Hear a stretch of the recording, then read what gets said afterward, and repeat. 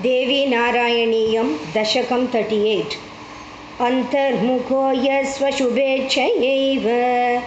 स्वयं विमर्शेन मनोमलानि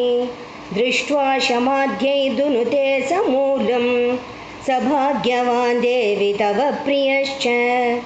न वेदशास्त्राध्ययनेन तीर्थसंसेवया दानतपोव्रतैर्वा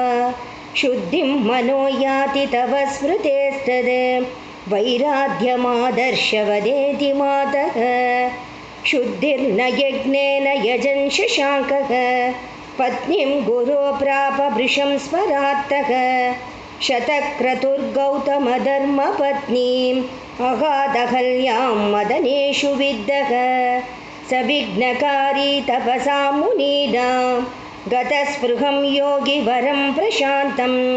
आविश्वरूपं पविना जगान न किञ्चनाकार्यमधर्मबुद्धेः मुनिर्वसिष्ठः खलु तीर्थसेवी तपो निदीर्घादिसुतश्च कोपात् उभौ मितश्येपतुराडिभावं प्राप्तः किलैको भगतां परश्च धनानि पृष्ठानि गुरून् दातॄन् स्वान् भार्गवान् पुत्रकळत्रभाजः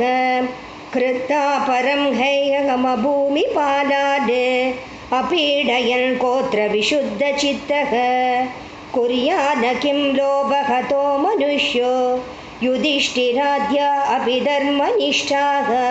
पितामहं बन्धुजनान् गुरुंश्च रणे निजघ्नो खलु राज्यलोभात् कृष्णोपदिष्टो जनमेजयस्तु शुद्धान्तरङ्गपितरं मखेन परीक्षितं पापविमुक्तमार्गं विधायते प्रापयति स्म लोकं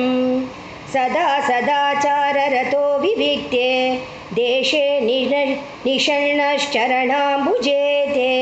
ध्यायन्नजस्रं निजवासनायो निमार्चिसत्वर्मयतामुपैति ज्ञानं न भक्तिर्न तपो न योगबुद्धिर्न मे चित्तजयोऽपि मातः अन्धं तमोहं प्रविशामि मृत्योः समुद्धरे मम वरदे नमस्ते सर्वमङ्गलमाङ्गल्ये शिवे सर्वार्थसाधिके शरण्ये त्र्यम्बके गौरी नारायणी नमोऽस्तु ते